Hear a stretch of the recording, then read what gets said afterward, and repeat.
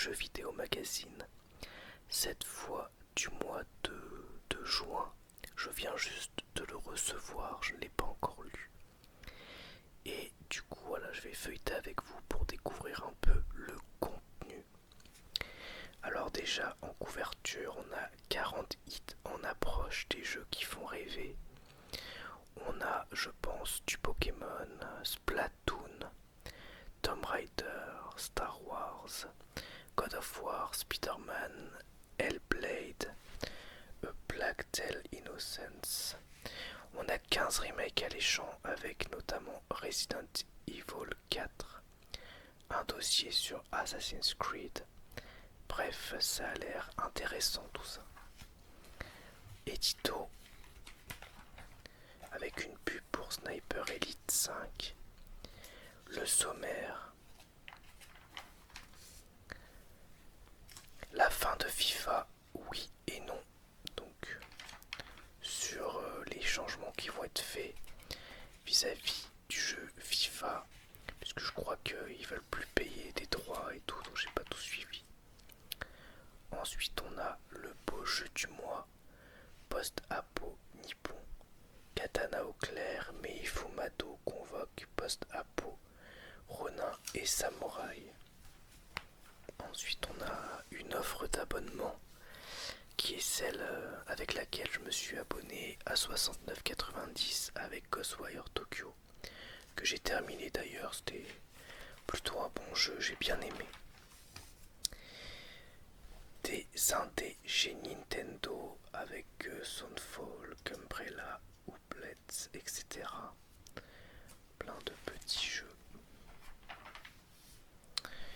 Et la revente de Square Enix qui s'est séparée de plusieurs studios occidentaux, notamment Crystal Dynamics.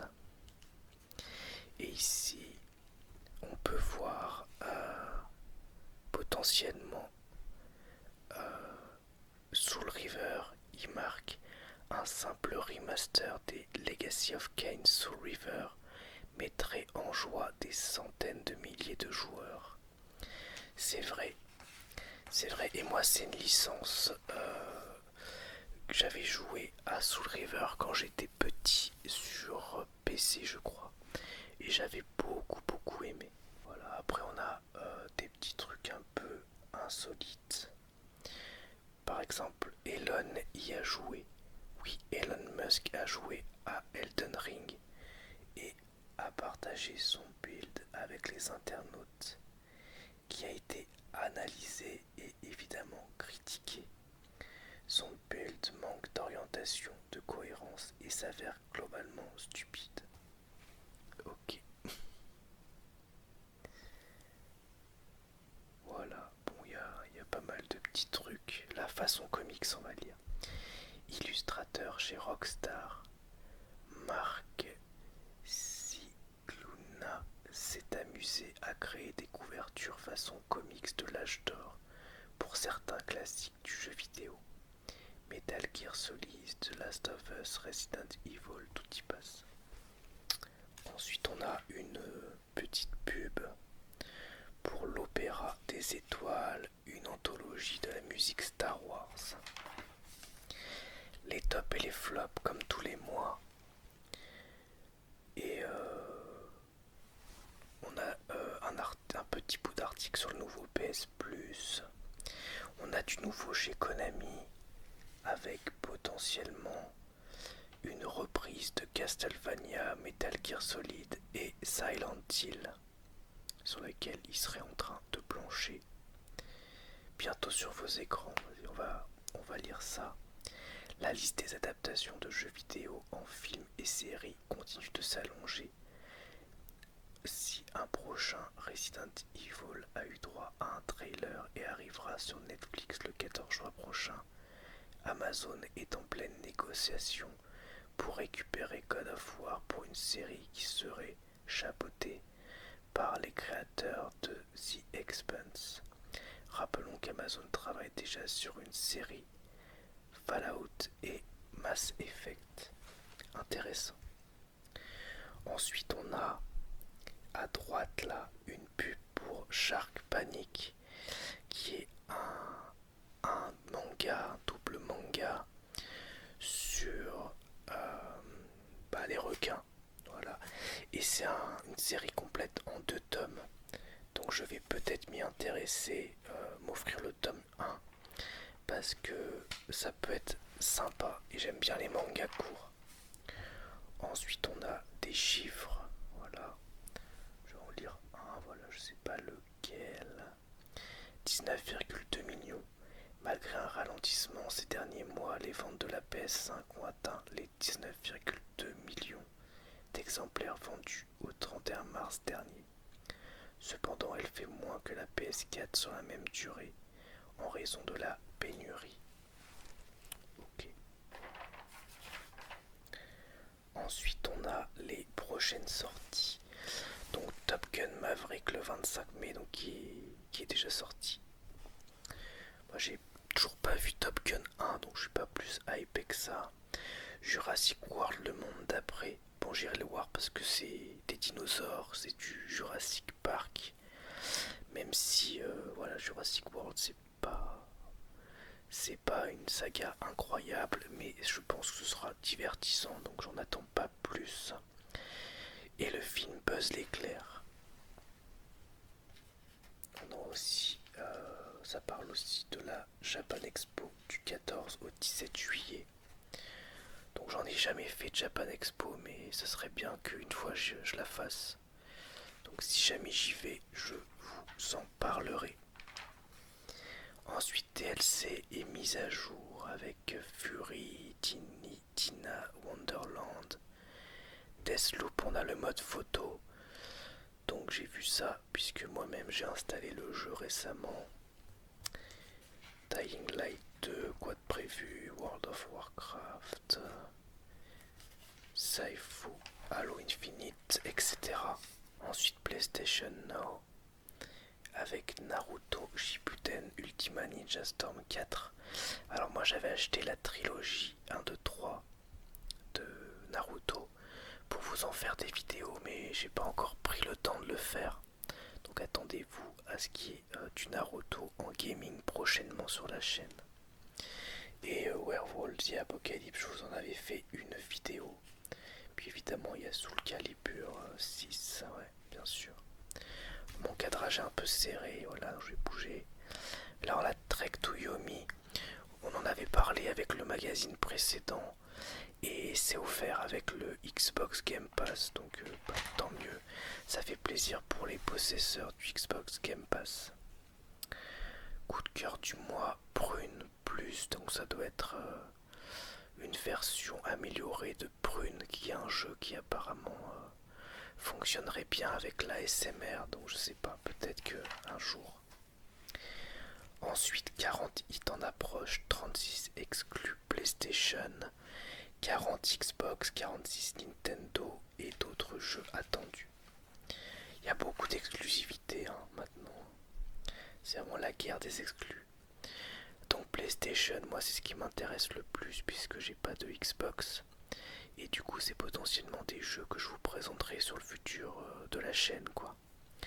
On a God of War, Ragnarok, Forspoken, FF16. Chia, ça a l'air assez mignon. On va lire un petit peu ce qui est écrit. Parce que j'en ai pas du tout entendu parler et l'image m'intrigue. Interpréter une petite fille dont le monde est un véritable terrain de jeu et capable de jouer du ukulélé, de nager, de gravir des arbres, de flotter dans les airs grâce à un mini parachute, de tirer au lance-pierre. Si le concept original de Chia est inattendu, le studio néo-calédonien Awasep est bien décidé à aller plus loin. Chia, cette fillette, est en effet capable de se glisser dans la peau de la plupart des animaux fréquentant l'île. Parée de plumes, poils ou écailles, on volera, nagera, courra, creusera, se faufilera. Chaque animal disposant de ses propres capacités pour aider le joueur. Et Chia a progressé Il sera même possible de devenir un objet comme dans le Prey d'Arkane Studio ou de se projeter alors sur un adversaire ou une paroi. Très proche par certains aspects, exploration libre, système connecté de Breath of the Wild, Tchia se distingue par son héritage culturel ainsi que par une véritable patte graphique. Sa sortie étant proche, on devrait entendre parler de lui très prochainement. J'en avais pas du tout entendu parler, donc ça a l'air intéressant. On a Stray, une histoire de chat perdu dans une ville anonyme pleine de robots, occupé à singer l'humanité, épatant par sa patte artistique. Marvel Spider-Man 2, évidemment, on n'en parle même plus. The Last of Us Remake, donc là je sais pas, parce que je trouve que Last of Us a déjà été remasterisé et a très bien vieilli. Et j'ai du mal à voir du coup ce que ça pourrait apporter de plus. Je sais pas, je suis pas très convaincu parce que je trouve le jeu déjà incroyable de base. Marvel's Wolverine, donc qui est pour 2024, donc pour l'instant on n'en sait pas grand chose. Mais ça m'intéresse parce que Wolverine c'est un de mes personnages, voire mon personnage préféré de l'univers Marvel. Star Wars KOTOR alias Knight of the Old Republic. Voilà, dont on sait pas encore grand chose non plus.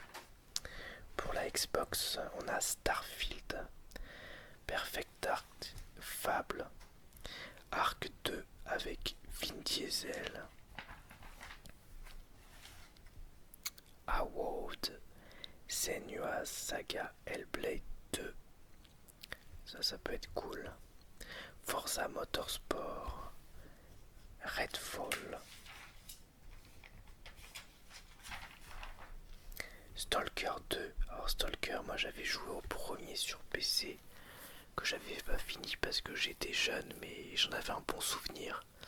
Mais il y a des passages qui me faisaient très peur. Et je sais pas trop comment ça va se passer avec tous les événements en Ukraine, s'ils vont réussir à sortir le jeu et tout. The Outer Worlds 2, bon, j'ai bien aimé le premier mais je l'ai pas terminé. Évidemment, Elder Scrolls 6, on espère les voir. Bon, ça va forcément arriver un jour ou l'autre, mais bon, on va quand même lire ce qui est écrit. Très certainement annoncé beaucoup trop tôt par Bethesda, ce Elder Scrolls 6 a totalement disparu des radars depuis son annonce en 2018. Nous apprenions à cette époque que le développement du jeu n'en était qu'à la phase de pré-production et qu'il ne fallait pas l'attendre pour tout de suite. Des titres comme Starfield et Fable devant être commercialisés avant lui. Mais ne sait-on jamais, les équipes de Todd Howard nous réservent peut-être une très bonne surprise. Wolfenstein 3. Voilà, c'est les jeux qui n'ont pas encore de date, qui arriveront bien un jour. Chez Nintendo, on a Bayonetta 3. Je savais même pas que c'était une exclue Switch qui allait arriver. Breath of the Wild 2. Pokémon Écarlate, Pokémon Violet, Splatoon 3. Bon, moi j'ai pas de Switch.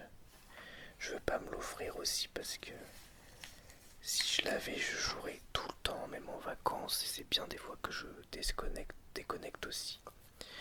On espère aussi les voir. BioShock 4, A Plague Tale Requiem, Assassin's Creed Infinity, Project 007, Gotham Knights. On a eu un trailer récemment d'ailleurs. Et Jedi Fallen Order 2. Bon, je vais lire Gotham Knight parce que ça m'intéresse pas mal. En développement depuis des années, ce titre s'empare du scénario de la cour des hiboux, les dirigeants secrets de Gotham, et l'oppose à 4 compagnons de Batman: Batwoman, Robin, Red Hood et Nightwing, chacun disposant de ses capacités propres. Malgré certaines rumeurs, le jeu ne sera jouable qu'à 2 en coopération. Oh, ok. Bah du coup, je l'attends plus. Parce que je pensais que on pourrait jouer solo, ça m'étonne. Je suis en train de lire un comics en ce moment d'ailleurs, qui s'appelle Batman et Robin Eternal, que je vous présenterai prochainement, derniers achats. Et c'est vraiment cool, on voit plein de Robins différents et tout, c'est vraiment très bien. The Day Before, Black Knight, Tomb Raider, Instinction, The Callisto Protocol et le jeu Avatar développé par Ubisoft, qui me hype pas trop, mais Avatar c'est pas du tout une licence qui m'intéresse. Ensuite on a des posters, bon, là il y a des photos des jeux, de la pub pour la Japan Expo, 15 remakes à venir avec Dead Space, on en avait déjà parlé, Prince of Persia, les Sables du Temps, donc ça c'est intéressant. Par contre, Splinter Cell, Braid Anniversary Edition, Max Payne 1 et 2 Remake, ça peut être vraiment cool parce que c'est des très bons jeux. Enclave, Resident Evil 4, ça aussi ça peut être très cool. Et c'est très attendu. Advance Wars 1 et 2, Live Alive, Gothic, Star Wars, KOTOR, R-Type, voilà, je vais pas tout lire. Ensuite, on a un dossier sur Super Mario Bros, le roi du jeu de plateforme fête ses 35 ans. On va lire les origines de Super Mario. J'avais vu, je sais plus trop où, que à la base c'était pour une histoire de droit, que Nintendo avait pas eu de Popeye, et que du coup Popeye s'était transformé en Mario et Brutus s'était transformé en Donkey Kong et Olive en la princesse Peach, mais je sais pas si c'est vrai cette histoire ou pas, donc on va lire ce qui est écrit. Créateur de Donkey Kong en arcade, Shigeru Miyamoto se voit confier un nouveau projet en 1985. À l'époque, Nintendo Japon s'apprête à commercialiser la Famicom Disk System, un lecteur de disquettes venant se greffer à la console d'origine. Soucieux de fournir à la Famicom la NES chez nous, un dernier grand jeu avant l'arrivée de l'accessoire, Miyamoto envisage une nouvelle aventure de Mario. À l'époque, il est frustré par les limitations technologiques et rêve d'un jeu mettant en scène un grand personnage capable de se mouvoir sur Terre, dans l'eau, dans les airs. C'est en passant sur cette résolution que débute la réflexion autour de Super Mario Bros. La révolution du scrolling. De nos jours, les jeux sont spectaculaires et la mise en scène souvent là pour en mettre plein la vue. Dans les années 80, que ce soit sur NES ou sur micro-ordinateur, les jeux étaient beaucoup plus statiques. En général, pour passer d'une zone à une autre, le programme utilisait une transition d'écran. Miyamoto a voulu en terminer avec cette habitude et s'est mis en tête de proposer des niveaux avec un défilement horizontal. De cette manière, la progression est beaucoup plus fluide et naturelle, mais pour y parvenir, il a fallu mettre en place tout un processus de création. D'ailleurs, pendant une bonne partie du développement, le ciel est resté noir. Ce n'est qu'à la fin du développement qu'il est devenu bleu. Des niveaux dessinés à la main, des lignes de code verdâtres quand Mario rencontre Dragon Ball. Ah, ça m'intéresse par contre. On va le lire ensemble. A priori, Mario et Sangoku n'ont rien en commun. Pourtant, les deux personnages ont failli disposer d'un nuage magique. En effet, rappelez-vous, Miyamoto voulait que son personnage puisse se déplacer dans le ciel. C'est pourquoi lui et son acolyte ont imaginé un nuage qui deviendra le célèbre nuage du personnage Lakitu dans la série des Mario, que le joueur aurait utilisé pour s'envoler. Les documents d'époque montrent précisément le plombier moustachu tranquillement installé sur son nuage pour atteindre les hauteurs. Il a même été question d'une fusée. L'idée a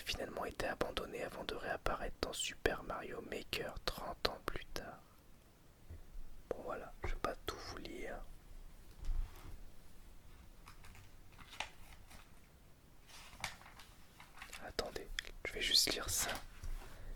Attendez, je vais juste lire ça. Le saviez-vous? Ne vous êtes-vous jamais demandé comment fait Mario pour ne pas se faire mal au crâne lorsqu'il percute un bloc?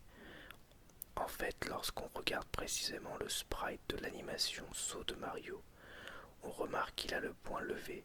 Ce n'est donc pas sa tête qui frappe les blocs, mais bien son poing. Pour afficher les objets de Super Mario Bros. Sur NES, les créateurs dessinaient la moitié de l'objet, champignons, fleurs, etc., et inversaient cette moitié pour afficher le tout. Une manière habile d'économiser de la mémoire. Le personnage du Goomba a été créé pour faciliter le jeu. Un seul coup suffit pour le vaincre, à l'inverse des Koopas, plus résistants avec leur carapace. Chose étonnante, cet ennemi a été imaginé à la toute fin du développement de Super Mario Bros. Shigeru Miyamoto n'a pas été influencé par Alice au Pays des Merveilles, lorsqu'il a eu l'idée des champignons. Il s'agit là d'une mauvaise interprétation des journalistes. La notion de champignon, je vais y arriver, vient d'un souhait de se connecter avec les univers magiques. Le retour des jeux, c'est écrit quoi? 80, je pense. Je sais pas. Ouais, je pense que c'est un 80. Ah non, le retour des 20 jeux. Ouais, le retour des jeux. Ou alors le retour des jeux 20. Bah, je sais pas. Bizarre le titre. Teenage Mutant Ninja Turtle, ouais, donc ils ont fait un nouveau jeu. Après, on a After, Mage, The Last Phase, Hollow Knight, Turbo Kid. Je pense que ça parle des jeux en pixels. Hein. Sea of Stars, Soldier, Gestalt, Ground Sworn, etc. Ensuite, on a tout un dossier sur le créateur d'Assassin's Creed. Il a menti pour intégrer Ubisoft. Voilà, et donc il y a plein d'explications et d'anecdotes autour du personnage. Donc ça doit être intéressant. Je pense que ça doit être intéressant. On peut voir Playmobil. Parce que je crois qu'il avait travaillé sur un... Ubisoft avait dû bosser sur un jeu Playmobil sans doute. Ensuite... Attendez, mais là j'ai... Voilà. Les setups, tout ça, bon ça m'intéresse pas. Le top 5 des ventes en France. Avec énormément de Switch. Évidemment. Jeux vidéo magazine sur YouTube. Panier Steam, 10 jeux pour le prix d'un. Bon, moi j'ai pas. Je peux pas jouer sur ordi. Ensuite on a les tests. Alors avec Vampire The Masquerade Swan Song, qui est un jeu qui m'intéresse beaucoup parce que apparemment c'est un jeu narratif, un jeu de rôle qui est très réussi.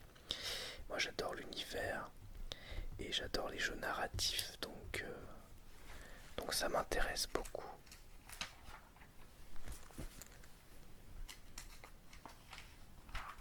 Avec une note de 16 sur 20 quand même.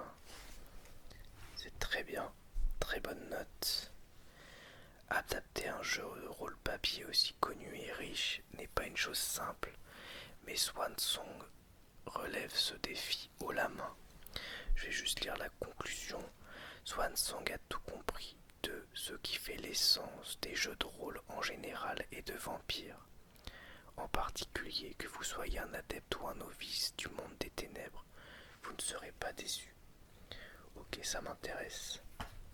Ensuite, on a MotoGP 22, Evil Dead The Game. Bon, ça a l'air d'être un énième jeu à la Left 4 Dead, ou peut-être, non, je dis peut-être une connerie. C'est peut-être un peu plus à la Dying Light, je sais pas, n'importe quoi. Dead by Daylight, voilà, je sais pas. Qu'est-ce qui est écrit?